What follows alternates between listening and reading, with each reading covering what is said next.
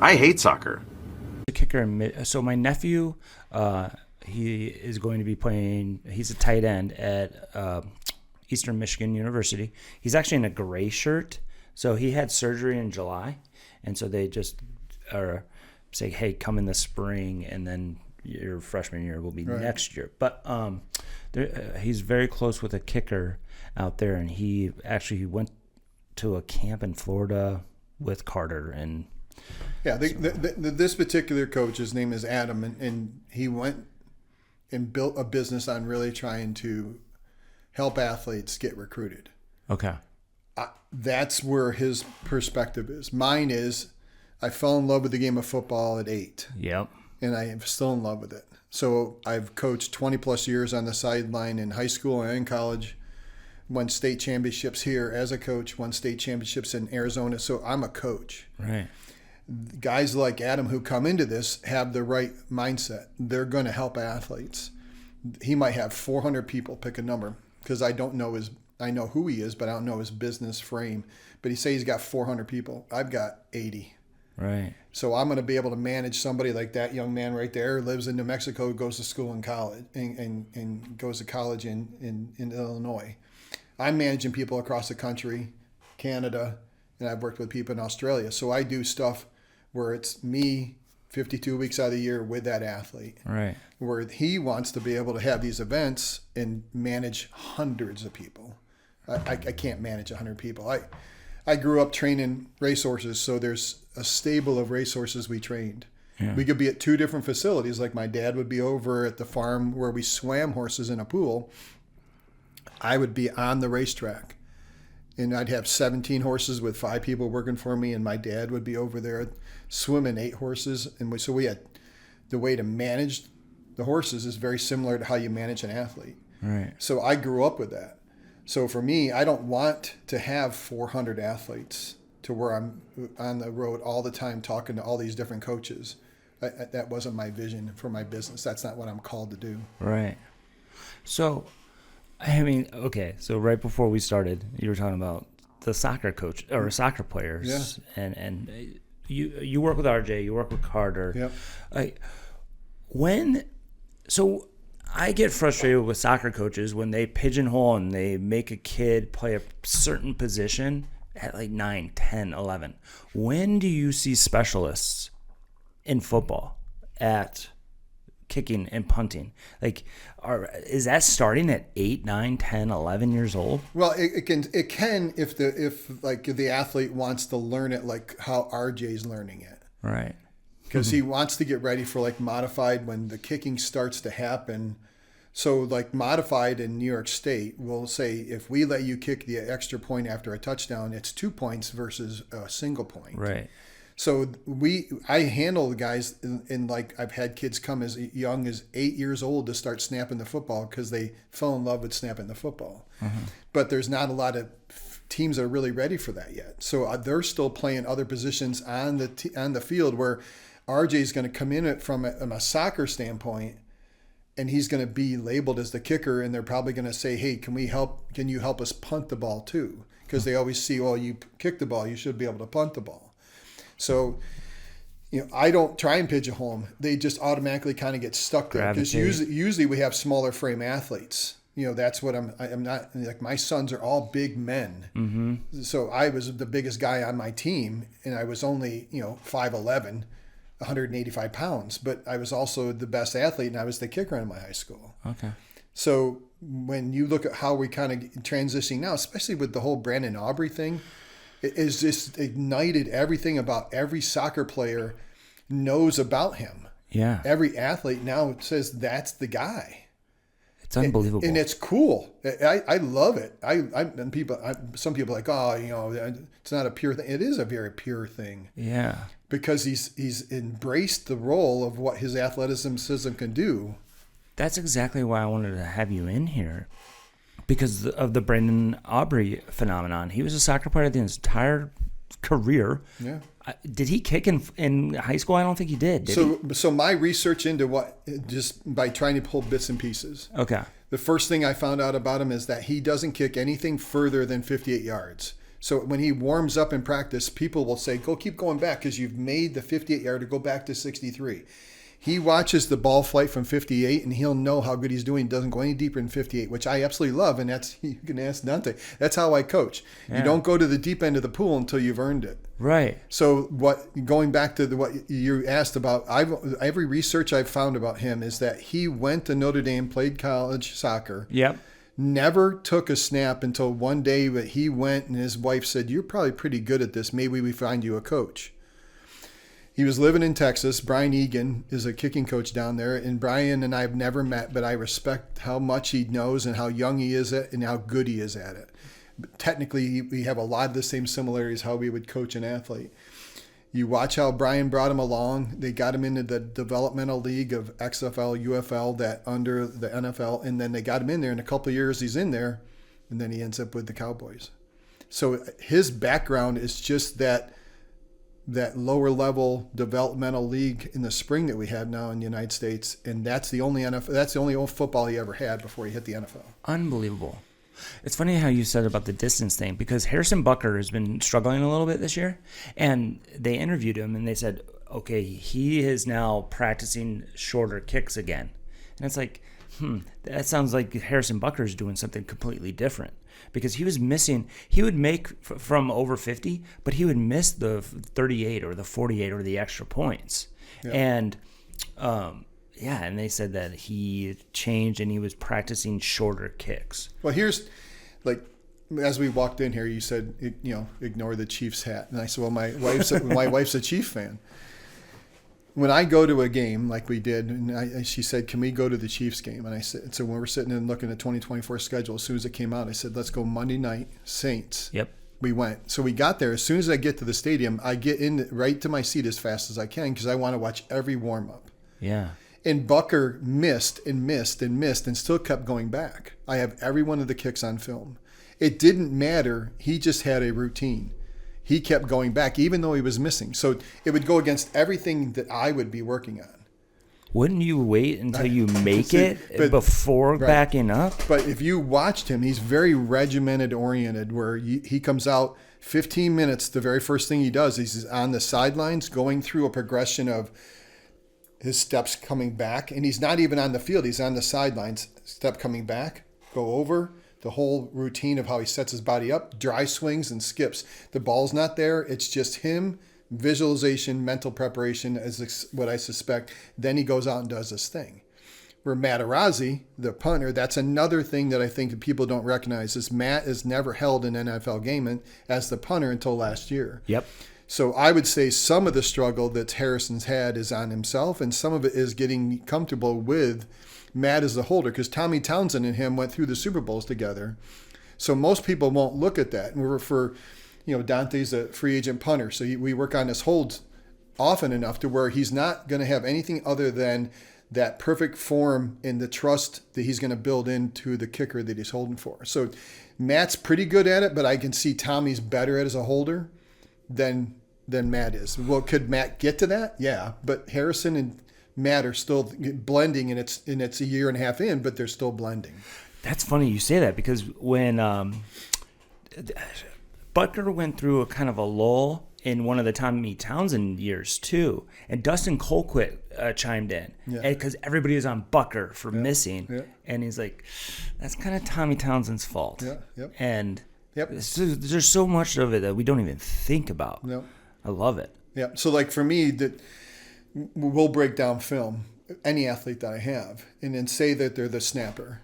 And my mindset is, as a snapper, if we're going to do a short snap for a field goal, the priority is the location. So if I hold my hands like this, I'm actually looking for that ball from the snapper to come right to here as the holder. Right. And what coaches will do is they'll tell the athlete, I need it fast as you possibly can give it to me. So if the holder is having to move his hands all the way up here compared to here, that could be 5/100ths of a second or a full 1/10 of a second. When you start moving this around and that goes here, and that kicker sees the different variation of where the ball is, no one even looks at that. So there's things that we examine film. I want to be able to immediately know the transition from the snap coming from here to me as a holder. Did that Check. Was it done right? Did the backhand, which is the left hand for a right-footed kicker's there, the holder's left hand is here. It's on the ground. Did he bring it up on time? There's a sequence that you're looking for, because there's nothing in the world that where 3 people touch a football and it has to be done in 1.3 tenths of a second or under. Ideally in the NFL it should be 1.25 tenths of a second. Nothing is ever done to that. So I can't say go to that sport or go do this workout. There's nothing like that. So if the holder picks his hand up in a sequence on time, and I could always show you on the iPad what I'm talking about. If he's on time and the snap's there and the ball goes down correctly and the laces are back towards the line of scrimmage on the football and the miss happens, it's on that dude, the kicker. But if the snap, if I have to reach all the way back here and then the laces are now what we call facing back towards the kicker, that's now on that. Yeah. So you're not trying to always point the blame, but you're trying to get it off the kicker, because some of it is, like we said, Dustin Colquitt says, and he would know. Yeah. A very good kicker for the Chiefs in his day. Yeah. He'll know if it's on the snapper, the holder, or if it's on the kicker, because that chemistry is something that you're looking for. So, Harrison had some health issues where the ankle was starting to bother him, and part of that could be he couldn't trust Matt.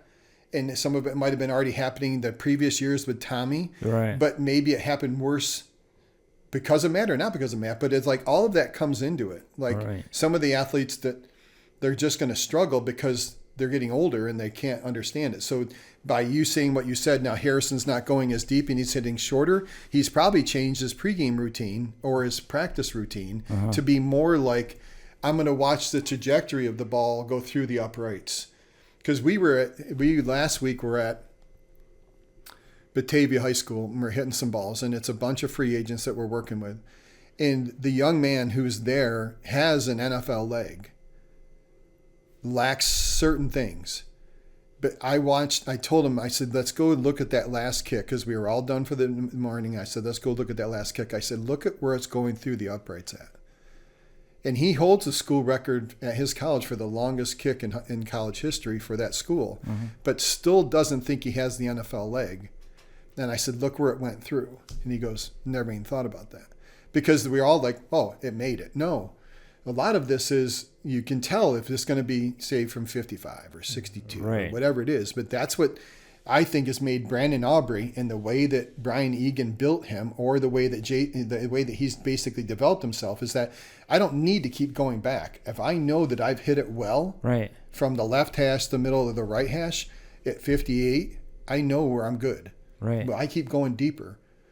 But that's, to me, it's what we struggle with some of the coaches that we have, whether it's a personal coach in my industry, like we're going to keep going deeper until we get a winner. Right. We got 50 kids here. We're going to nail it down to who's going to be the best. So they have like a last man standing competition. So some of that we built in to these athletes. The thing about Brandon Aubrey is he's never went through that before, because he wasn't a high school kicker and he wasn't a college kicker. So that to me is he's just an athlete that has been groomed. Has he done some showcases? There's some really good guys that hold free agent showcases, which he would have qualified for. And you go into that and you compete. Right. But the idea is scouts can come watch some of those. Scouts understand. So those lower level UFL scouts are there. Yep. They bring them in. They signed them, and that prepped them all for the NFL. But a lot of it is how you manage your ego. Why do I need to keep going back there? Right. If I hit a 58-yarder, but I know that it's good from 65, why do I need to go hit a 65-yarder? But it goes back to the competition that we have. Like there's a young man that I have. It's at a D2 school, and he has not the bigger leg between the two of him and the guy that they're competing against. The coach keeps taking him deeper, but they're both missing on the way back. Right. But the coach is determined to have the bigger leg guy win the job, because they all get caught in a man crush. I don't care who you are. If you see a 6'5" guy come in compared to a 5'6" guy come in, everybody goes to the 6'5" guy. Right. But if you look at Evan McPherson, 5'9", Jason Myers, 5'9", those are two starting kickers in the NFL. They're 5'9". Yeah.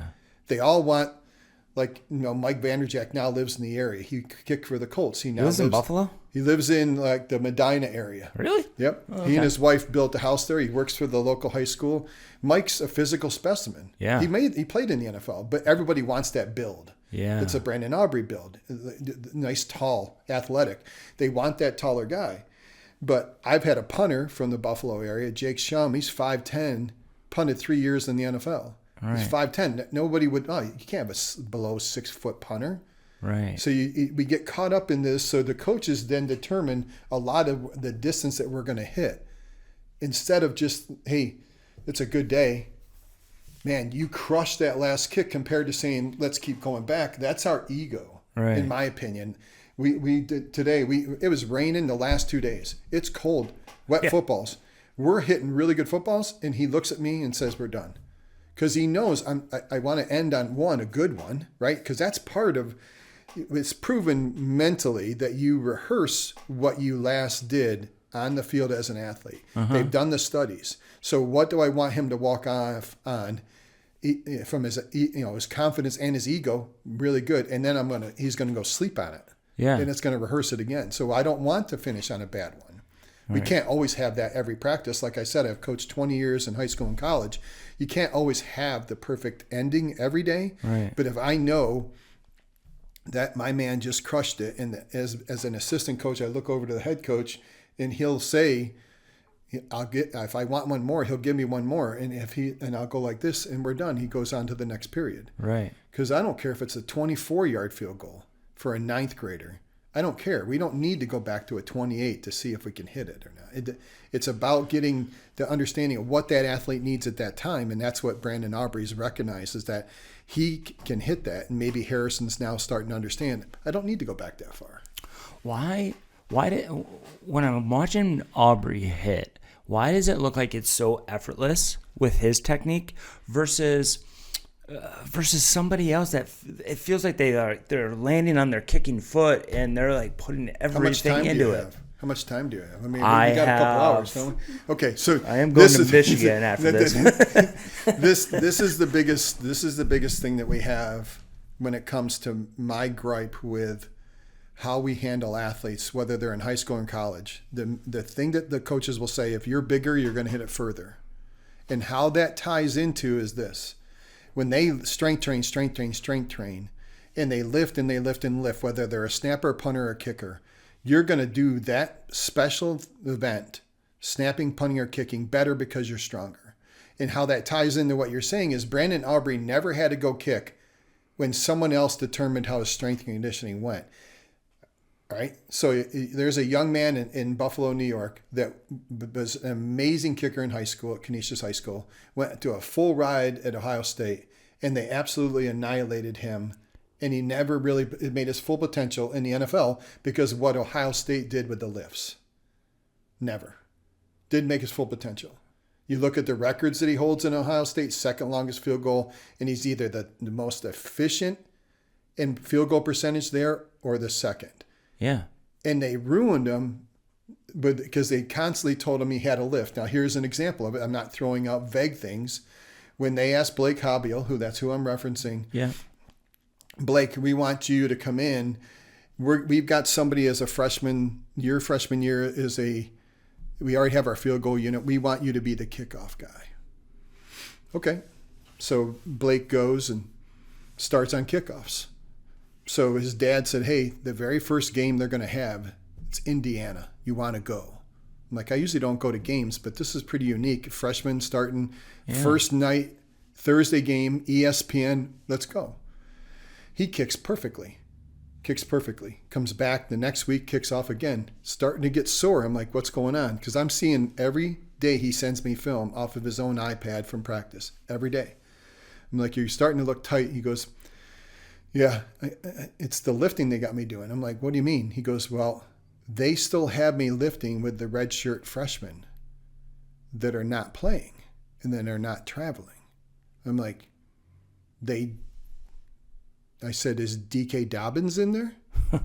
He goes, no, DK's not in there. I said, so what do you think happened there? He goes, I don't know. Maybe the strength coach knows that DK's starting. I'm like, no, the running back coach went to the strength and conditioning coach, Mick Moriarty, and said, and I don't know this for a fact, but this is what I'm assuming, DK's not coming to those freshman lifts. Right. I said, your special team coordinator needs to go to Mick Moriarty and tell him that you're not coming to those lifts. Right. I said, what are the lifts like? He goes, the worst thing is they have me doing shrugs to failure, 315 pounds the day before the game. So Wednesday, when he's going to get ready to go to that Thursday game, the first one ever, they had him do shrugs to failure with all the other redshirt freshmen. Right. So why would that ever be? That strength coach, as accomplished as they are at Ohio State, he just won the national championship. Mick is now the assistant athletic director and still the strength and conditioning coach there. Why would that guy feel like that's going to help that kicker play when he knows he's starting? Why would they do that? So that leads me to why Brandon Aubrey looks the way he does, because he didn't have to go lift and then go kick. Because it's not just Ohio State that's doing that. I have many other stories that I could tell you how back surgery, over and over. And it's not from kicking. No, well, it could be. Let's just say this: they could have kicked when they were sore from lifting because the coach told them to kick. Yep. So, like, well, you should be. This is the term everybody says. You should be able to do that. Now, let's say the lifting is not in season, like I just gave you the example of Blake. Mm-hmm. It's spring ball, where they take the first. As soon as you get right back to school, you lift, and then eventually the lifting slightly decreases the days you do it, and they start putting you on the field because there's a limitation of how many football practices you can have in spring ball. The lifting is not limited. So they'll say they're going to lift Monday, say, for example, Monday, Tuesday, off Wednesday, Thursday, Friday, off Saturday, Sunday. Right. Then they're expecting those guys, once the weather starts to turn nicer, they expect you to start kicking when you're sore.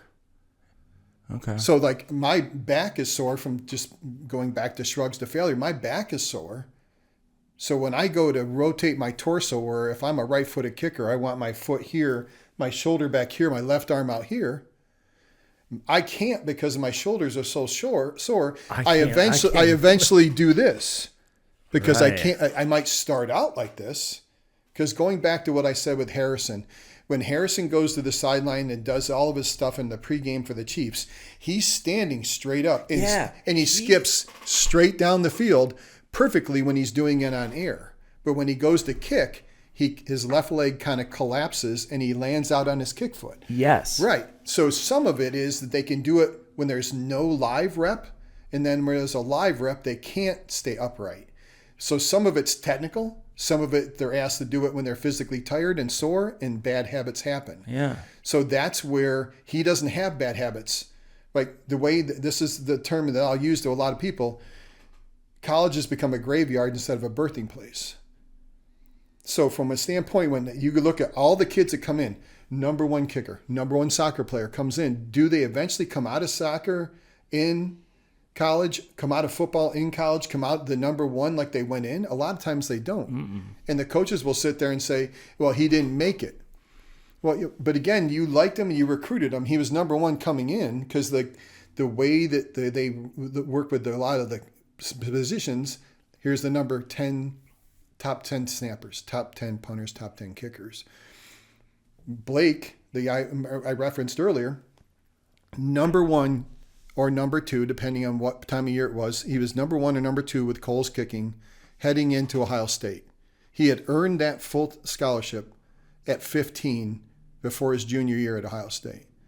There's videos that his dad captured that he's kicking right next to Urban Meyer, special teams coordinator. So he's kicking really well as either the number one or number two kicker for Cole's in the ranking. He goes into Ohio State, plays really well all 3 years. His junior year, Mel Kiper takes him to make him number one. The number one kicker, Evan McPherson, number two. That never was, Blake tried to do is, there was no kicking that Blake did all summer. He didn't kick all summer. He would lift, and then he would come home and have 5 days off. He'd go home and rest, and he'd kick with me for 3 days, and he would go back. He never kicked. The year that he struggles with his health, they wouldn't let people come home because of COVID. So they had him lifting and kicking the whole time over the summer, and he couldn't control it. They told him. So now he has no control of it. I have no say of it. And I'm not trying to say I need to tell Ohio State what to do, Right. because they're very accomplished. But they asked me, how do you want him to be handled? I'm like, he doesn't need to kick during the summer. He's going to come home and kick with me. And he works his way right up to being the top of the Mel Kiper board for the 3 years that we're doing what we were doing. And then eventually you keep him, and he pulled his groin 3 times.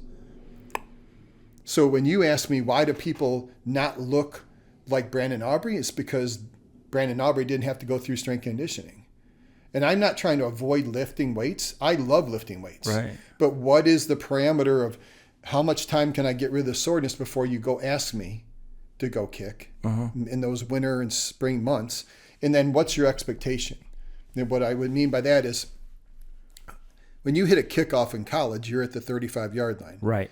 They want that ball usually to be to the goal line, so it's 65 or deeper. Right. So when we go out of lifting for 8 weeks, a lot of schools won't say, hey, we need to do kickoffs right away, because we need to come. We've been doing some bulking.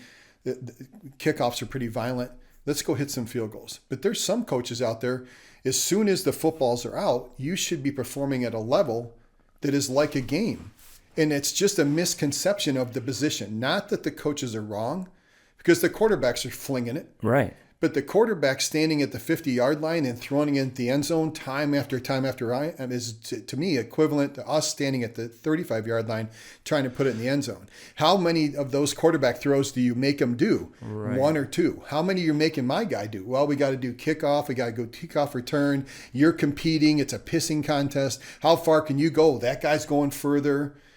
How much do you work on kickoffs? Like with your younger athletes, let's say they're modified or they're high school. How often are you working on kickoffs versus field goals? What we do is, like, in the modified, they don't kick off, right? Okay. So it's like when they place the ball at a certain position. Mm-hmm. That makes sense. Right. Because it's just injury So on the returns. So in JV and varsities, when that gets incorporated, I will have, say I have a pretty good freshman, and this has happened before. Say I have a pretty good freshman. I've been working with him as an 8th grader, getting up to his freshman year, and he's good enough to play varsity or JV. I'll have him just use his field goal steps approach to the kickoff. He won't do the full approach because his body's not ready for that. Okay. And they're going to say, well, if he's strength conditioned more, he would be.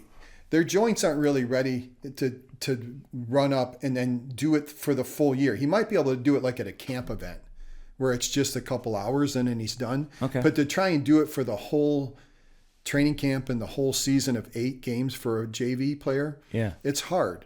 So I just have him stick to field goal steps. What's the difference, 3 versus 5? Yeah, you got 3 steps. So the way I teach it is 7 steps is full. 5 yards away is 4 steps. That's a medium. And then field goal steps is just 2 or 3 steps, depending on what you do. Some field goal steps, people will use a 2-step. So if he's right-footed, his right foot moves first if he's 2-step. If he's right-footed and he's 3-step, his left foot moves first. So that whatever they do for their field goal, I would say do your field goal steps on the kickoff. And then that could be also incorporated in when they do KOR. KOR is the kickoff return unit. So you don't want the ball in the end zone. You want to be able to have your returner work on, and the coaches want to work on the blocking scheme. So if I have a young kicker, I don't want him doing a full approach and then just kind of chip the ball. Mm-hmm.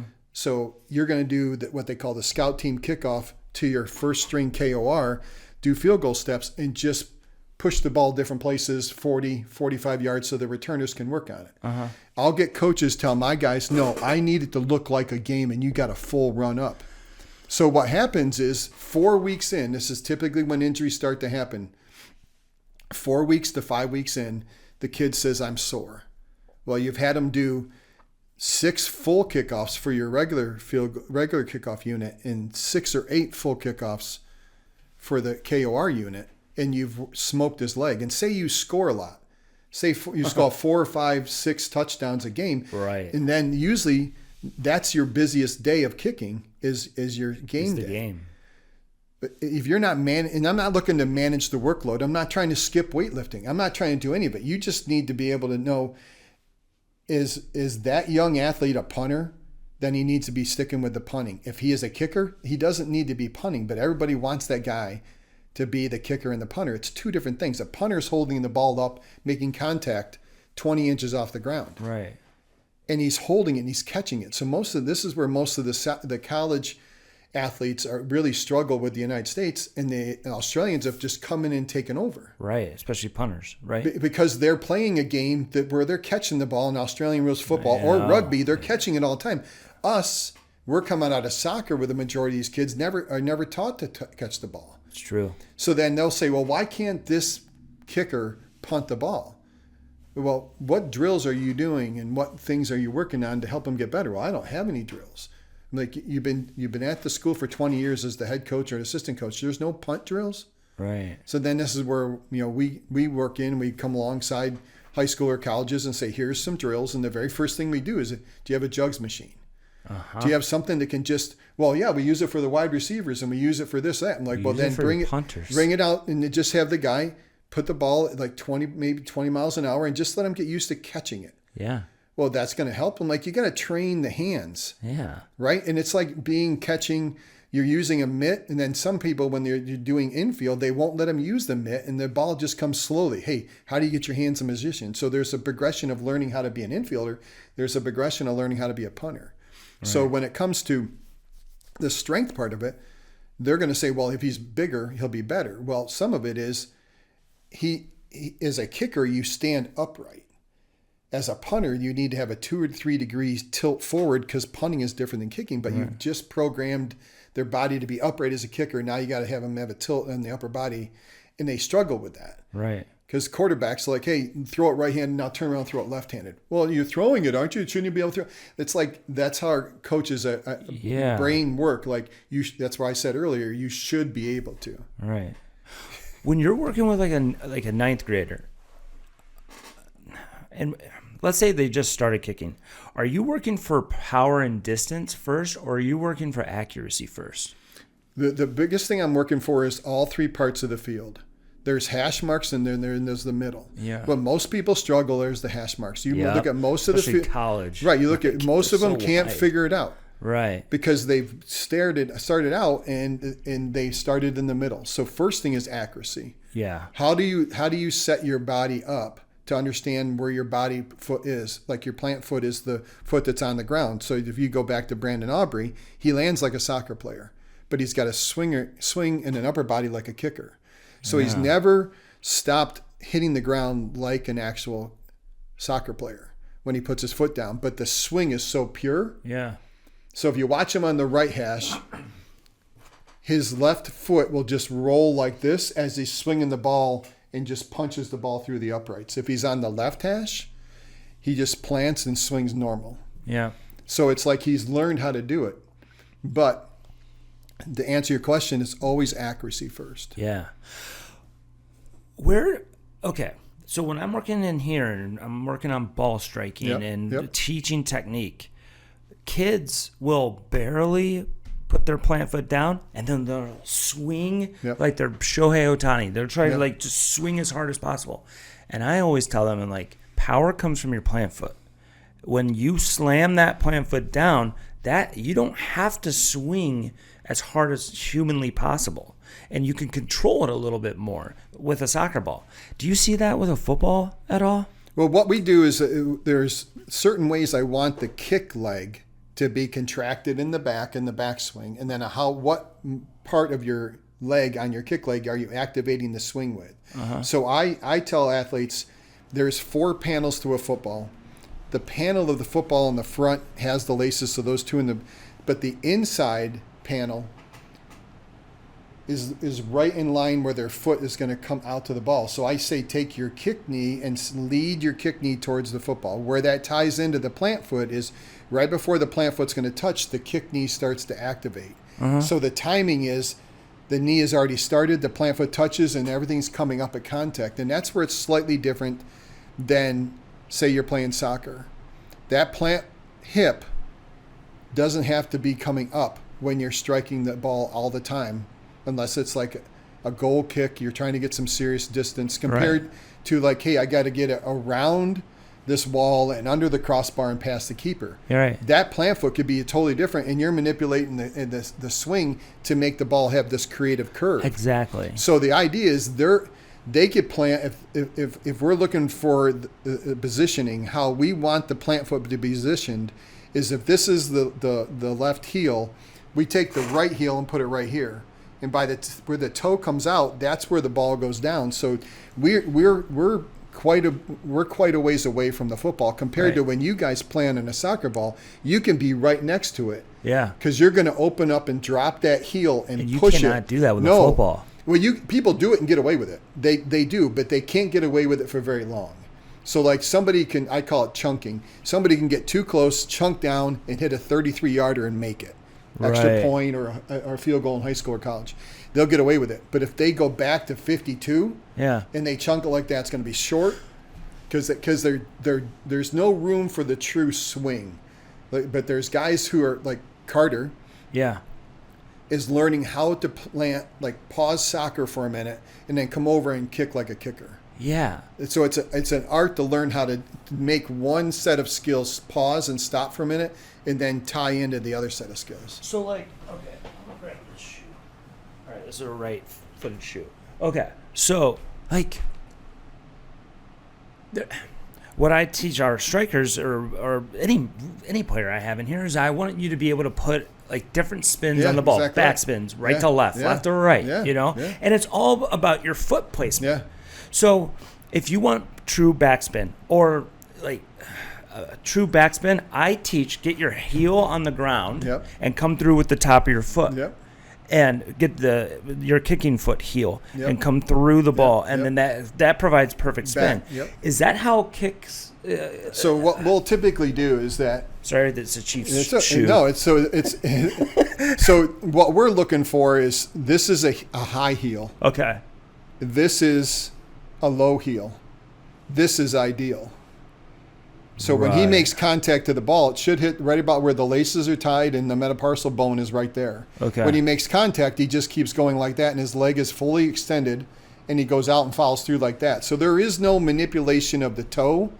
There's no dropping of the heel. Okay. So that's where, and when I said earlier about the backswing, if this is the foot in the backswing, you guys will drop their toe down like this, and it's all dorsiflexed here, activates the hip, and you guys come around and have creative ways to make this work. Right. I want it pointed back like that. The hip is turned off. And then I'm turning around and I'm going to say, this foot is being led out to the ball by the knee. Right. So that I need this muscle where the actual everything is turned off in the backswing so that the swing can be controlled by the leg and not by how you do soccer with the toe and the hip.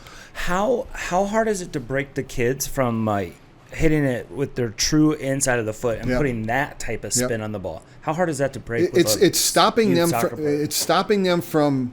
Well, first of all, what I'll do is I'll put them on a pole and I'll say, and I'll help them to identify what part of their foot needs to be on what part of the ball.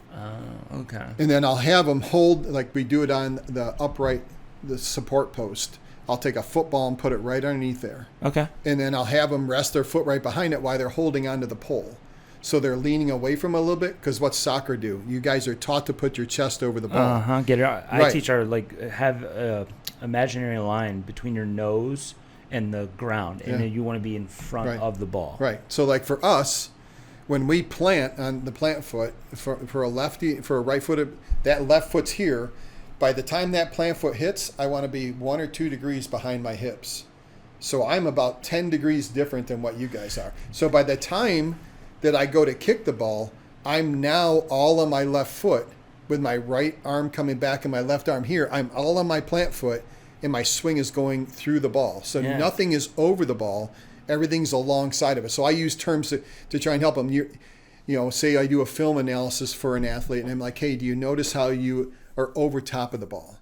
Yeah, I need to come alongside of it. So there's a kid at Franny's right now that is really working. He just hit a beautiful ball yesterday and sent me the film. He goes, I'm starting to get it. So it's putting their body in a certain position is going to help them from stopping having the foot get too active.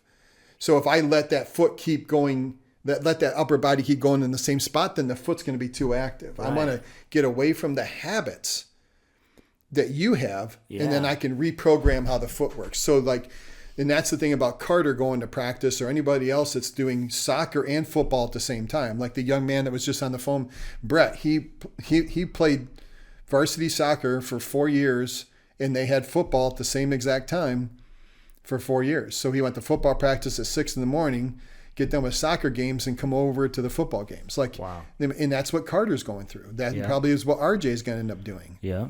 But the idea is, if I can get you to say, I want to come alongside of it, and now my chin and eyes are over here looking at the ball, compared to doing what you just said with your nose, right, I'm going to be totally better off, because I'm going to get them to be in a different body position, and then I can get the foot to swing like I want it to and be dormant when I need it to be and active when I need it to be. The soccer players, they almost waddle like a duck. Because the way that you guys have, and I want all of my guys, whether they snap, punt, or kick the ball, I want them to run like a sprinter. I want the toes straight, everything straight. So you guys, because you have to stop so often and then quickly tap to somebody, you're not doing that running full speed. You're kind of anticipating. So you're not running slow by any means. Right. It's very athletic movement, but it's very specific to soccer. Yep. So if I can get you to, hey, go before you go run, like I have a young man now in Batavia that his parents want me to train him. He's a 12-year-old. I said, you need to start running like I want you to kick, even though you just got done with soccer practice. And he'll hit full foot hitting the ground, right-legged. And he goes, he's right-footed and he's ready to pass. I said, turn and run like a sprinter, and he kicks better. Wow. Because I've got some things that have stopped doing what soccer, the mind identifies as soccer, and starts to identify with football. So that's how I get the foot to stop doing. It takes a little while, but if I can show, the biggest thing is to be able to show them video of themselves or other people that have done it. What's harder to transition that you see from soccer players? Is it kicking or is it punting? Oh, it's much harder for punters. Because it's so straight. Yeah. You see sometimes in college that the punter that will like that's an Australian. Out, that's an Australian, but it also looks like a goalkeeper and how very they much like would, a keeper. Wow, very how much like they would punt. Yeah. So when do you decide with a player of you're going to be a punter, you're going to be a kicker? It's real. And you get parents that say he's going to be a punter. It's like he should be a kicker, or he's going to be a kicker. We do have You're right now we have Thomas O'Neill, who's a former keeper in the Rochester area for McQuaid High School. Okay. Very good program. Didn't start as a junior. His mom had already called me as a sophomore. I don't know if she anticipated that he's not going to be the starting keeper. He's 6'7". Jeez. And he comes over his senior year that summer and starts training with me to be a kicker and a punter. And he is a natural kicker. And he wanted to be a traditional punter, which means catch the ball and punt it straight.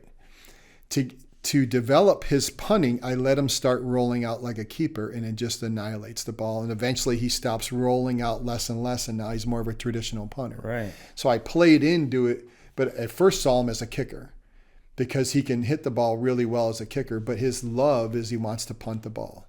So the parents stayed out of it. Mom and dad are really supportive. Because I told him, I said, I never want someone to say you're just going to play high school and college and you never have a chance at the NFL. That's not my job. My job is to take you and make you better each year. And right. the goal is to be the starter. And if you start in college, then you have a chance. I don't care what college you start for, is to play in the NFL. Yeah. I said, Thomas, if you really want to be a punter, you're going upstream. And his mom looks at me. We're in a family meeting in their dining room. She goes, I don't understand what you mean. I said, but by the time you get to the pros, most of the positions will be controlled by Australians. I said, so you're going to be going upstream. You're going to be trying to be an American that's going to try and hit the ball like like right now, Materazzi is an American for the Chiefs and doesn't have a rollout punt. But the Broncos have a rollout punt. The Saints have a rollout punt. So what they're going to do is the reason why it doesn't happen more often in the NFL for the rollout is we have what we call a tight formation in the NFL, which means everybody's very close compared to a spread formation in college. Well, the Broncos the other day used a spread formation, and the other team didn't know how to to return that well against it or block it. So what you're doing is you're playing a little bit of cat and mouse or chess when other people are playing checkers. So that semi little rollout looks a little funky and like, well, I thought they were going to do this, but they didn't. Right. So it puts other variables into it. So a guy like Thomas, if he keeps developing, will be able to still step into a college and roll out. He'll step into a college and he'll do traditional, which the Australians that are really good in college, I'm not saying they struggle doing traditional. We just start out traditional, learn how to roll out. They're going to take over the NFL. So Thomas is going to be going upstream. Do the Australians transition to kickers too? Better than what we're developing right now? No, it's mostly just punters. And then I think they have a really good couple of gentlemen that take the people from Australia, bring them over here, and they've done a great job. Kyle Whittingham, the coach at Utah, is the one that started this. Old Notre Dame guy, right? I'm not sure exactly where Kyle came from, but yeah, he might be an old Notre Dame guy. But the idea is that he's unbelievably smart. He changed everything in the NFL, everything, because of his ability to understand bringing a different variable that we had never seen. He then creates stress on everything that's out there. Right. So by bringing those Australians over, then everybody says, wait a minute, he's doing something we can't do. We got to start to mimic it in practice so we can do it in practice so we can get ready for it in a game. So then everybody, I don't know the numbers. I mean, there's over 600 universities that have football. Then that's not JUCOs or NAIA. Right. I would say over 3/4 of them have some type of Australian in them in the Division I level at least. Okay. Yeah. So so if you say you're graduating 20 of them, and they're pretty good, and we're graduating 20 traditional, I think the 20 Australians have a better chance than the 20 traditionals. The only negative about the Australians, going back to your point, is they don't kick a lot. Right. So like you got your Chiefs, you got your safety as your backup kicker. Mm-hmm. Yeah. And he's really good at it. Justin Reed. He's really good at it. In soccer, we talk about how a player doesn't reach their prime until until age like 24 to 27. For goalkeepers, it's a little bit older. It's 30 years old. Gotcha. To reach their prime. What about kicking? Because you said that something clicked in that one kicker that was like, oh, I understand it now. Yeah. Like when do you see a prime for a kicker? And when do you see a guy go over the hill? And it's like, man, he missed a step. I don't think anybody goes over the hill. I think Matt Prater's a perfect example. That's a good point. I don't think, because as long as they're staying in shape and they understand the technique of it and they had 10, 8, 12 good years of it, they're not going to have a problem. Morton Anderson would be like another one. Yep. Yeah. Yep. So I think more of the punters would be guys like, I've had enough of this, like Pat McAfee could have kept playing. Oh, yeah. But then all of a sudden knee things start to happen and like, hey, I've made my ligament go to the next phase. Yeah. I think kickers can stick around, especially if they have a punter that can kick off. So like when you look at Vinatieri left the Patriots, McAfee handled the kickoffs. Right. So the idea is that meant one last thing for Adam to do. Yeah. So saves his leg. Right. So when one thing that happens in the NFL, just looking at free agency, people will age out because they get 28, 29. If you didn't make it by then, the scouts have basically stopped calling and agents don't really inquire about you. Right. So I would say it's very much the 24 to 25 is when you see, because that's when your brain fully develops is what the research tells you. Mm-hmm. That's when we're going to hit our peak. But some people, you see genetically, some kids got beards at 16 years of age. Yeah. But the idea is they're not getting there any faster than some of the other kids. I just look at it where if you get a really good coach that helps the practice plan and the workload of how much lifting and kicking they want them to do in high school and college, they'll be ready to go right when they come out. In soccer, we see a lot of goalkeeper trainers that were never goalkeepers. Interesting. Are you seeing a lot of special teams coordinators that were never a punter, a long snapper, or even on special teams as as a gunman or something? Yep. So I would say that's very true. I think they're good at football, and they haven't found a perfect niche for like being an offensive coordinator, defensive coordinator, or they've been really good at that, but now they want to get out of high school and they want to go into the college. Like Jason Mons was an amazing coach at Saguaro High School in Phoenix, Arizona. Okay. just won state championship after state championship, and then eventually goes and stops being the head coach and goes to be a tight end coach at ASU. Some guys make that transition into, and they find a perfect spot to land. A lot of guys who are doing special teams coordinator are really good at football, and they can manage a lot because it's typically just a coordinator, and you might get a GA in college, and you might get an analyst, but a lot of those guys don't have a background in it. They just love football, and they're good at managing people when they get to either in the college or the NFL level. It's like John Harbaugh. He came up as a special teams coach. I think Dick Vermeil did too, and that's how he kind of got a start. Then you got like lifers like Dave Tobe, who's the Chiefs special, and people are like, why isn't he getting an opportunity to be a head coach? I was like, I don't want him leaving. I don't want him. And plus, his assistant is almost the same age. Both of those guys are in their 60s. Okay. So when you watch them, and like, there's usually a young buck that's like in his 20s or 30s helping that guy out. To me, they have the best special teams there are. Right. Because the way they can block field goals. Everybody always wants to look at the punter kicker category or the returning category. I want to see how many blocks you make. Why are there so many more blocks this year? That's a great question. I think people watch what the Ravens did. The Browns started getting better. Yeah. Because they were always... Eagles are really good at it. And then you got... because they had to play the Chiefs. What the Chiefs do? We were pretty good at it. Yeah. But you got Leo Chanel. He's really, really good at it. But you watch them. They talk about it. They practice it. Yeah. And then you can go watch games. You can tell that they don't practice it at all. Right. You can just tell the difference of coaches there. Like...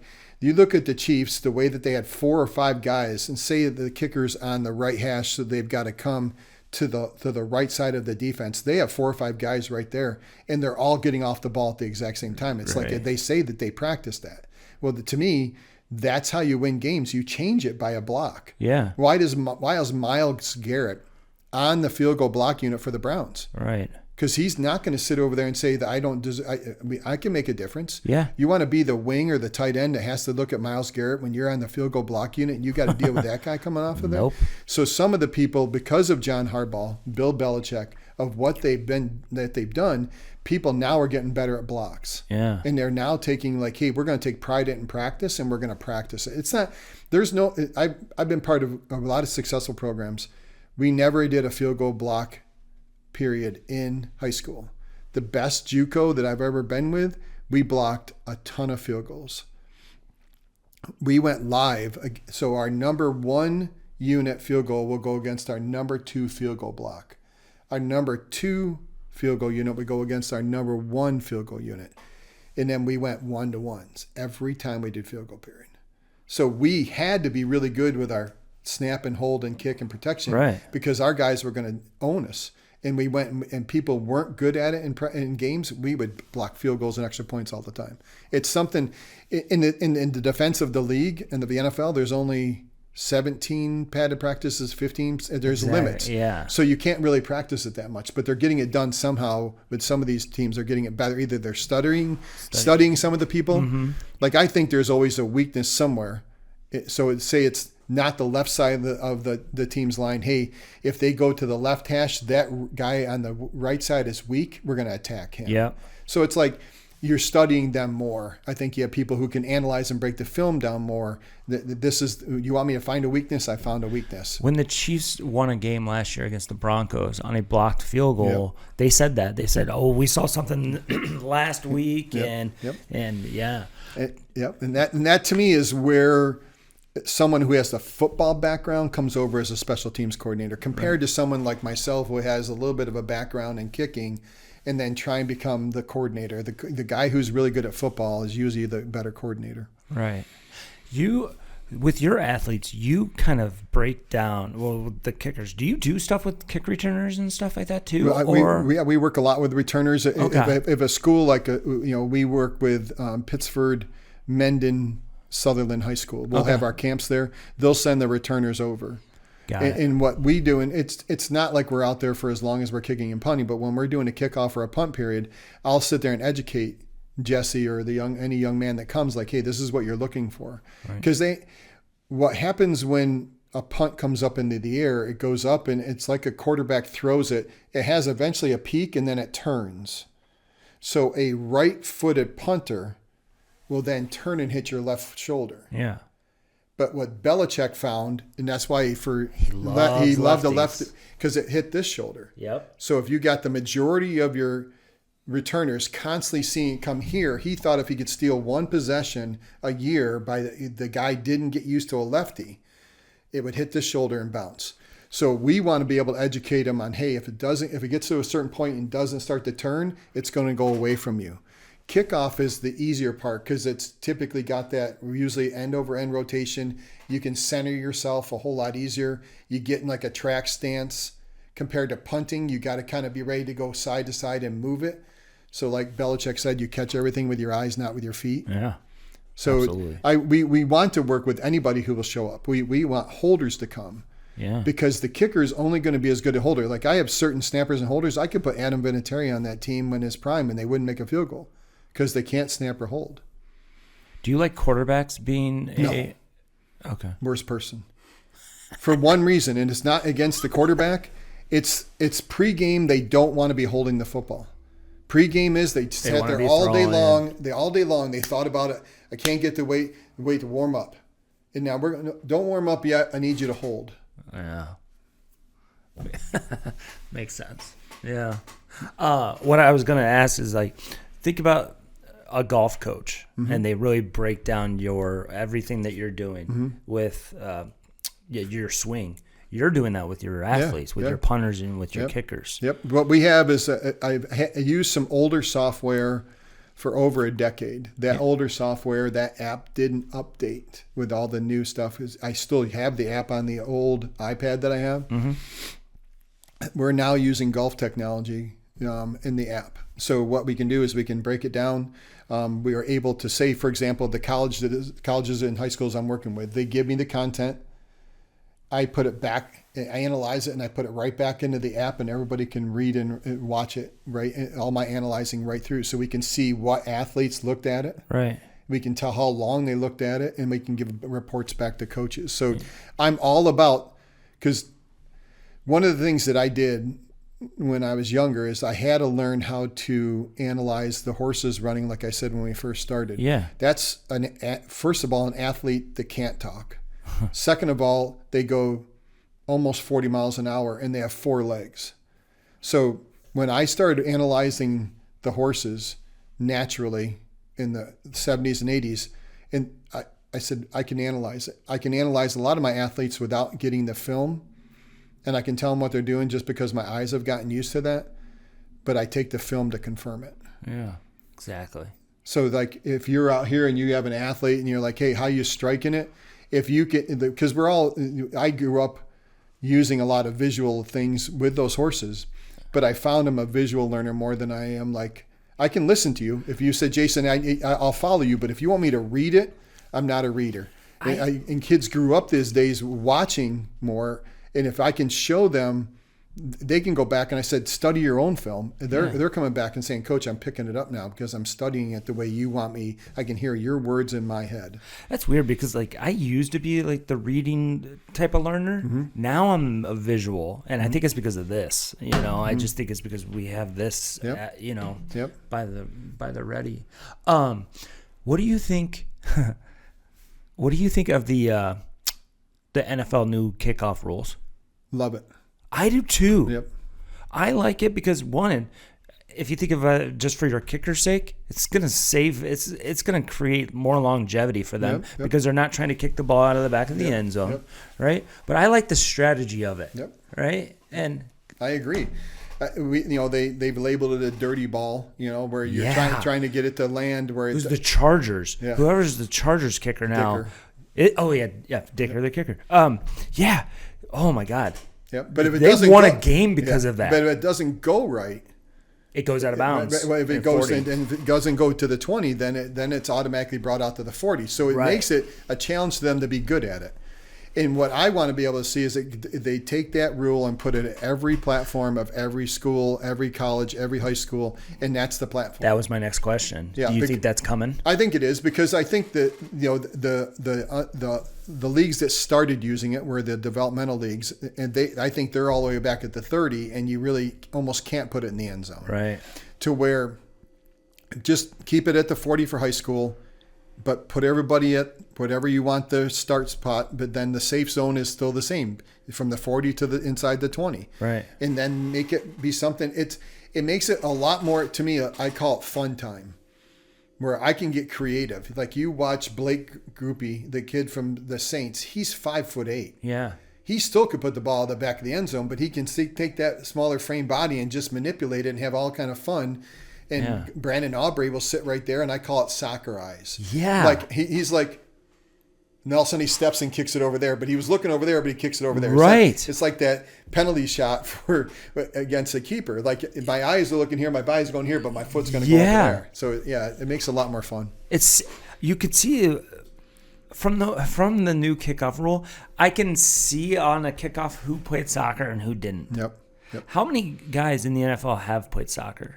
I think the majority of them would probably say some of their roots started with it. Okay. But at a high level, probably. Nothing. I mean, you had Josh Lambo who did it years ago, transitioned out of being in the. Where was he? He was at Jacksonville, but I can't remember. He played San Diego when the Chargers too. Yeah, but he was he was in the MSL. And then as a keeper, I think. Yes. And I think he played at UCLA or something like very high level. But he reached out to a friend of mine and said, "Hey, can you train me?" So Taylor Melhoff was the kicker at Wisconsin, and the Saints took him. Right. And he was there until like the 5th game of the year that the Saints won the Super Bowl. Yeah. But as soon as that he had a bad game, Peyton got rid of him, and then Taylor stuck around a little bit. But then he started training people. So Taylor lives in Wisconsin still with his wife and kids, but he trains people. And Josh said, "Hey, can you come train me?" And he went and trained him. Yeah. So it's one of those things that I think a lot of us have that fun backyard playing with it, even if we didn't do club or because I never played soccer until I had a bad year of youth football, and I said I don't want to play football anymore. So then I went and played 7th and 8th grade soccer, and it's just junior high, but it was a lot of fun for me. Yeah. But I could stand there as a slow white kid and crush the ball from basically penalty box to penalty box. Right. I had a really good foot. Yeah. And somebody said, "Man, you should probably try and kick the ball." Yeah. So then my freshman year, I didn't play any sports. I grew up on a farm, and when I wasn't mowing the lawn or working with the horses, I literally kicked the football and taught myself how to kick. Do you ever see coaches that have a soccer player kicker try to get them to stop playing soccer? Yeah. It's because they see the potential. Like there's a local. Do you think they should? Do you think there's the time when they should? Or going back to Brandon Aubrey, do you want him like keep playing soccer and then come back later to Absolutely. He's a perfect example of stay away from all the heavy lifting and just play the thing. If you love that and this other thing intrigues you, so you're interested in football but you love soccer, keep playing soccer. Right. But I think I have a young man in the Rochester area, and he's a senior, and his dad came to me this past summer and says, "Hey, the high school coaches are telling me that my son's a D1 kicker. Can you look at him?" I said, "Sure." So we spent some time together, and he's an athlete that can kick the ball. My job was to help him get better, and I got him better. But his dad says he still loves playing soccer. I'm like, then keep playing soccer. Yeah. They have to be all in because the grind in college is an unbelievable grind that they've never been through. So you've had fun. Oh, I practiced this morning on the football team. I didn't have to kick very much because I have a game later today for soccer. Oh, I play soccer. Yeah. And I go home and then, I can practice tomorrow for soccer and then I have a football game.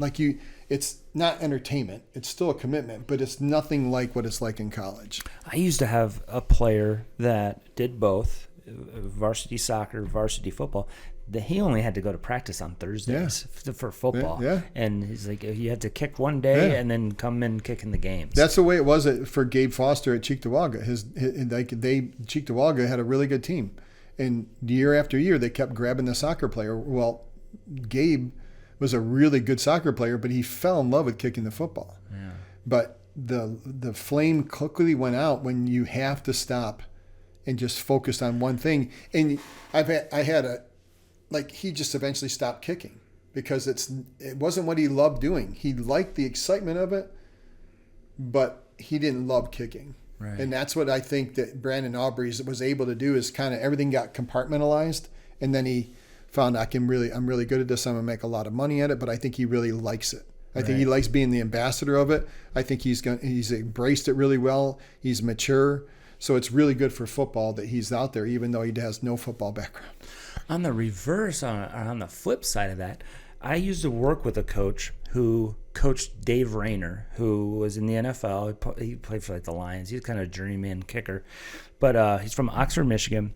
And this coach was like, I don't want any of my soccer players kicking, because when they start kicking, their shot just goes up and everything like that. Do you get a lot of pushback from soccer coaches like that? Not yet.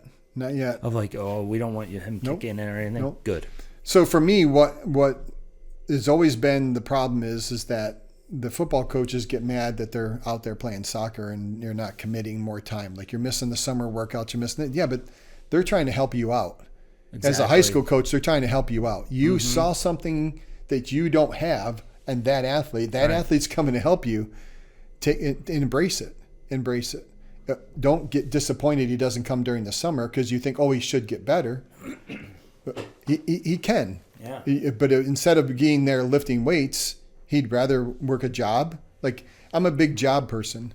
Over the summer, what would you want your athletes to be doing? Well, they could be volunteering, doing jobs, hitting the workouts. Yeah. But don't make him go away from something he loves to do to come over just to lift weights. He's probably playing soccer a ton. Right. Let him go play soccer, and then show up for when you want him at football and say thank you. And use him and keep, maybe, that athlete, say his name is Tommy. Tommy, thanks for coming. Do you know anybody else? We need a JV kicker. Right. And then use it as a feeding program and treat them the right way. They're going to keep right on coming. Exactly. But if you don't treat them the right way, they're not going to do it. Right. How hard is it for a non-soccer player to get good at kicking? Wow. They have to have some skill. They have to have some ability. Yeah. In my opinion. Like, it's typically that foundation comes from somewhere. Yeah. And that's why I said earlier, like, hey, we play a lot of fun things. Like, when I'm 62, we played a lot of stuff in our yards. Yeah. Where kids are playing at schools and they're playing pickup games much earlier or organized games. But these athletes, they have to have some skill, and hey, I'm interested. I'm going to go out. Like, I was at the field in Pittsburgh about a month ago, and I go out and I get there. I'm about 10 minutes before I'm going to meet my athlete to train him, and there's a dad and a 7-year-old out there, and he's kicking from the goal line, trying to put it over the top. So it's 10 yards away, and he's trying to kick it. Yeah. And he's got some old stuff. And if I say Jan Stenenrud, you know exactly who that is. Well, Jan developed a kickoff tee. Yes, the orange one. Right. So it's a lefty and a righty. People don't know there's a lefty and a righty. So this kid's using a lefty kickoff tee, and he's right-footed. Yeah. So I told the dad, I didn't walk up and say, you're doing it wrong. I just said, hey, I have a little bit of equipment. But this is an athlete that said, Dad, I want to go out and kick. Yeah. And I put the ball, we call it a set of sticks. It's the triangle piece of metal that, we use, and it held the football there, and he kicked it, and the kid made it, and I have it on the iPad, and the kid's so freaking excited, and the dad's going like this. He was just an athlete that wanted to go out and kick. For accuracy thing, like, I remember Robbie Gould, who he would warm up on like the end zone, like back line, and he would try to hit the upright, because the upright would be like this, and he'd be right here, and he'd be trying to hit it. Yep. And then somebody posted a picture of the uprights that Brandon Aubrey kicks in, and it's shrunk down. Yep. Is that true, or is that like... Like, if you go to the Bills facility, we rent that a lot during the winter. When the season's over, the Bills will rent that out. So we go in there. There's a net behind the uprights, and it's the AFL, the indoor arena. There's 9 feet. Okay. So it's roughly 18 feet is the NFL in college. High school is 24. So what high school guys will go and they put pieces of tape on the crossbar to be able to reference something narrower if they don't. But the Bills will they'll take a yellow fabric and weave it right through the net and put up a 9-foot area in their field house, so that it gives you a visual. Yeah. So like we'll sometimes use it like, hey, put it on the right strap, the yellow right strap, and so that give them something very specific, because we do get caught up in the uprights. But what a lot of like sports psychiatrists, like Dr. Youssef works with a lot of people, we don't want to look at the uprights. We want to look at the target behind it. So if I give them something to look at there, two things happen. They get very focused on that, and they don't see the narrowness of the uprights. Because in high school, we go further out, and then college, we move in on the hash mark, and then the NFL hash marks are on the uprights. Right. Where high school is really far out. So if you get caught up and it seems a little narrower here, and it's a little different look at something as a tree. Behind it. A pole, something back there. And scoreboard. Exactly. So, hey, hit the A in the scoreboard up there. Mm-hmm. It takes gets away from the uprights, the narrowness of it, and it takes them away from the distance. So I'm really, a lot of sports psychiatrists is like, hey, let's get you used to looking at a target. Punting the same way. Punting is, let's walk towards a target, and then the ball flight will land on the landmark. So if you're trying to put it on the numbers towards the sidelines, walk towards the hash mark. That's your target, and then the ball flight will go to the numbers. So you're always trying to get them. When we're looking at snapping, target. You're looking at punting, target. You're looking at kicking, target. Wow. This has been education.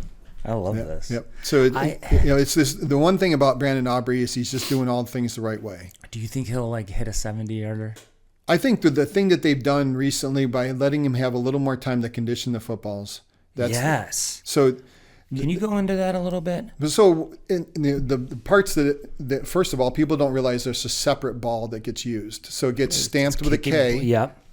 There's a separate person having it on the sidelines for the NFL games. So that has the K bag, and it's the K with the guy holding the K footballs compared to the regular footballs. So they were, back in the day, back way before things were really regulated, they were saying that guys were really making the footballs a lot easier to kick longer distances. So they were either putting content in it or they were doing something to the outside part of it. Okay. The NFL says we got to stop that. Right. So they gave anybody on the staff, from what I've been able to tell, 30 to 40 minutes, and you can condition the footballs. So every football comes with like the wax to preserve the leather so it can sit there on the shelf, and then they take the wax off. They take all of that preservatives off, and then they start conditioning it. Right. That was 30 or 40 minutes. That's all you could do before every game. Right. So you're quickly doing all that, and then you had to give it back to the officials, and it stayed in the K ball until the game was over. Right. You could never reuse the K balls. Never. It's just one kick. One usage of that game, and that's it. That's only that game. But like you can take the quarterback ball from the first week and use it in the third week. Huh.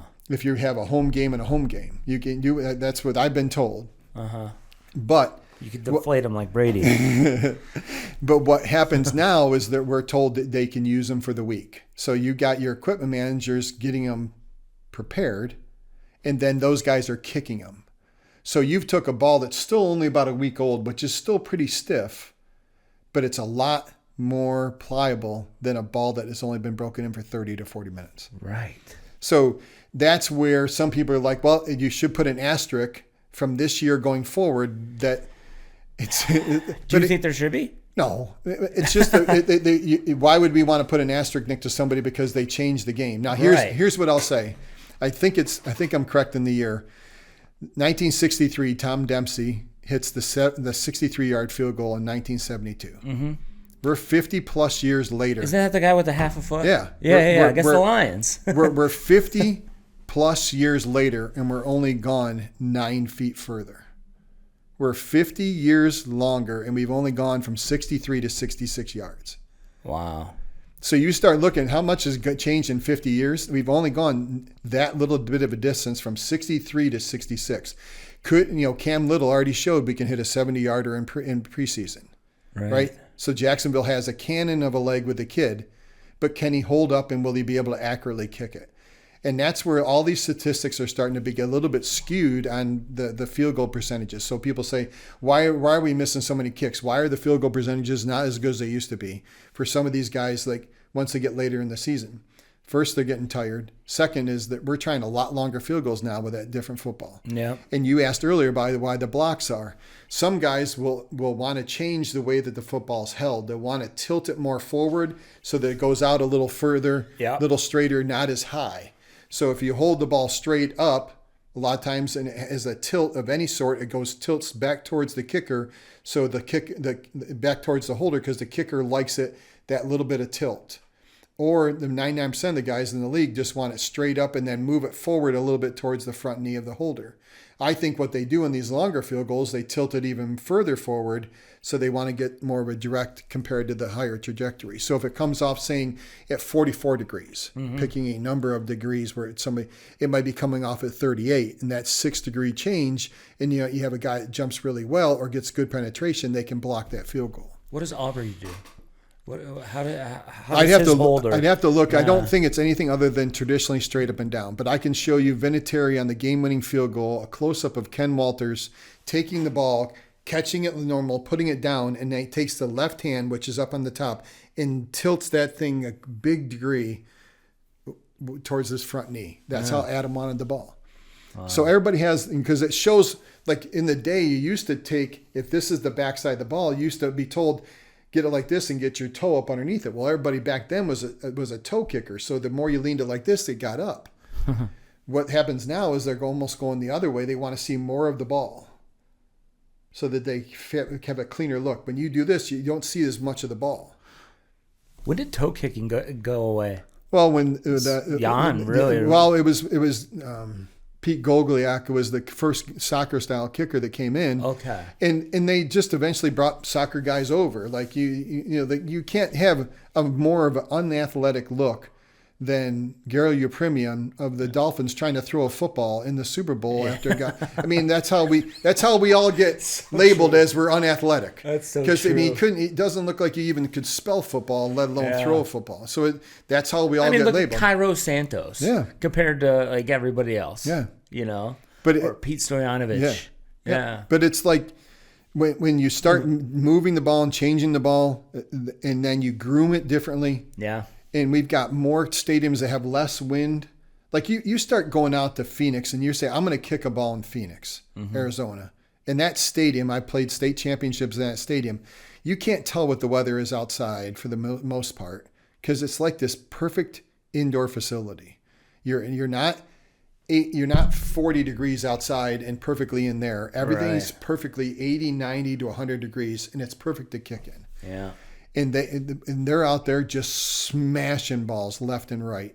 I've got video of, I'm in Phoenix having a camp. I got 2 free agents. We got a snap and a hold, and they're hitting 62-yard field goals like they're nothing because of the way that the ball flies there compared to playing Giants Stadium where it's older, the wind still gets through there, and it's cold. Yeah. The ball flight isn't going to be the same. So earlier in the season, we're going to have a chance to get the record broken compared to one, we get later in the season, people get tired. 2, the weather changes and gets colder. Yeah. How much like mental work do you do with your players? I try and really be the biggest encourager on the field and then show the positive in the video. And then if they need more help, I bring in Dr. Yusuf or another mental coach. Right. Because, I mean, being able to live with the miss, that's what I always would tell like a PK taker. It's like, I want somebody who can live with the miss. Mm-hmm. That's well said. Yeah, it's an art on how much to push them and how young they can be. Like RJ is just very hard on himself. Yep. So Carter, because of my still limit with him, I see him. He doesn't carry the negative body language that much when there's a miss. He just wants to learn. Like, what did you see, Coach? Mm-hmm. Let me show you, Carter. Because he wants me to be able to do this next time. And then RJ, it's almost like because of the age difference, Carter being it's 5 years older. Yep. RJ, like he's like, but why did I miss? I know, but I like RJ. We're still in a really good spot. Yeah, let's bring it back. And then his dad has seen him play better soccer because of. He said, "Do you think the kicking has helped him?" I said, "It will help him." Because he understands, like, the body positioning is, if I want to drive this ball a little more as a goal kick, as a corner kick, I can do it more as a corner kick. I kick this ball regularly in a field goal. So he's getting his body lean a little bit more to the left, and he can now make a little more contact on the top of the foot compared to maybe he used to turn his heel in. So I'm not saying it would go from a ball that went 10 yards to a ball that goes 25, but if he wants it on the back end of the goal, now knows he can place it there. Wow. Yeah. How many athletes are you working with right now? We're close to 100 now. Good. So, and you do stuff online too, right? Yeah, like half of those people are all virtual. So like they could be in college and they hired me and said, I need you to help me over the summer, and then can you analyze film throughout the year? Yep, because that's what they need the most, and that's where colleges can't really help them. And what I mean by that is they could have a GA in that special teams room, but he's primarily going to help the special teams coordinator, depth chart changes, organize drills. Some of those GAs say, well, I punted. So then all of a sudden they start giving a whole bunch of instruction. Well, you punted because nobody else was on the team. You didn't win the job. You didn't get recruited as a punter, but because the coach that hired him says, well, you have punting background, go hang out with those guys. Because how I look at it is we're almost like a broom in the closet. Stay over there until I need you. Mm-hmm. Wow. So if I can help them by saying, get video at practice, and then they go, Coach, can we get video at practice? Or what do you need? Well, we've got the camera up there and the camera on the drone. Like, no, can we have a team iPad that the quarterbacks use when the team isn't using it with the quarterbacks? Can the kickers and the snappers and punters use it? Sure. So it's just a matter of taking advantage of all the technology now to help them. So the virtual part has grown, one, because of the technology is better, and two, there's more equipment around to help us. Wow. Where can everybody find you and your website and everything? The company name is Special Teams Academy, so it's specialteamsacademy.com. We're based out of Rochester, but we travel all across upstate New York, and then we'll be in Phoenix throughout the winter. Okay. And then once we get into the winter and the Bills are done playing, then we'll be in the Bills facility holding camps there as well, because the Bills are really good about letting us come in and rent the facility, and it's the best indoor facility in the country for football, because the ceiling is almost unhittable. Yeah. So we've had guys in there, and the hang time is a high hang time is anything above 5 seconds. So we've hit 5 seconds plus, almost 5 fives in there, and still can't hit the ceiling. So we love that, where you get the Jets facility, for example, is so low they got a punt outside.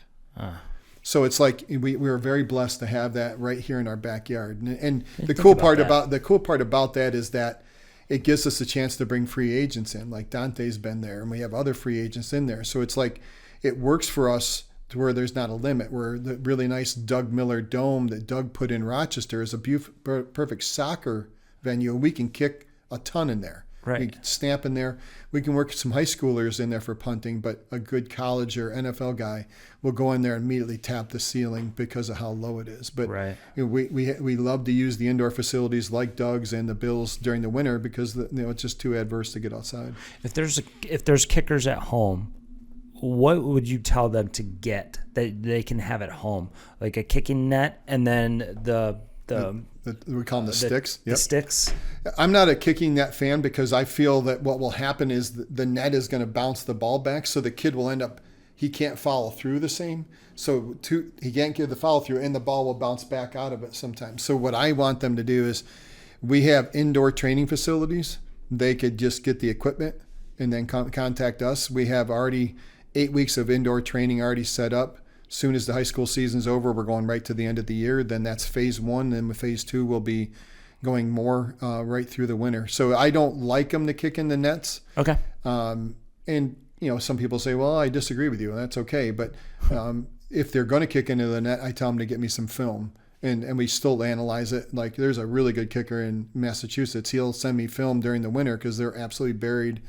Worse snow with us. And he goes, how do I look? I'm like, good job getting film. Because it doesn't lie. That's the biggest thing about things is people are like, why do you want so much film? It doesn't lie. Mm-hmm. I've got 50 terabytes of film from over the years, because I just want to be able to prove to you how the progress has gone, first of all. And second of all, be able to give you, here's one or two things we can keep working on. If you get film, if you don't get film, then like, oh, I feel like I'm hitting a good ball into the net. But yeah, but there's some bad habits that are starting to happen. That's why I don't like the net. Right. Wow. Thank you for doing this. It was a pleasure. I appreciate it. It was a I pleasure. learned a lot. And then I know that there's going to be, I used to joke. I'm like, if I ever have a son, he's kicking a football way before he kicks a soccer ball. And it's like, and yeah. But I think I had 4 sons and none of them wanted to kick. It's crazy. You know, and then one of them, who's, Dad, I think I might, and he was the youngest, and he ended up being like Dante. He's left-handed and right-footed. So he's crazy. holding the ball like this in his left hand, trying to kick with his right foot. I'm like, son, what are you doing? Yeah. He goes, well, that's how it feels. I said, well, I'm ambidextrous, and I understand you have a lot that you do with your left hand like I do, but we got to put the ball in the right hand. Right. So it's like, but my sons, you know, they all knew about the kicking part, but it's like they all, 2 of them played at high level lacrosse and 2 of them played football pretty well too. But it's just like, it's really something you have to be loving to do. And that's where, like we said earlier, people will come up and just say, oh, they should. And I really think he would be good at it. I'm like, well, why is he doing this? Well, he got kicked off, you know, he got cut from the soccer team. Like, okay, yep, everybody thinks that, but you still got to love to do it. But this has been awesome. I really appreciate all the opportunity. I appreciate all the questions. And it was awesome. It was a great venue. Awesome, man. Thank you so much. All right, perfect. I hate soccer.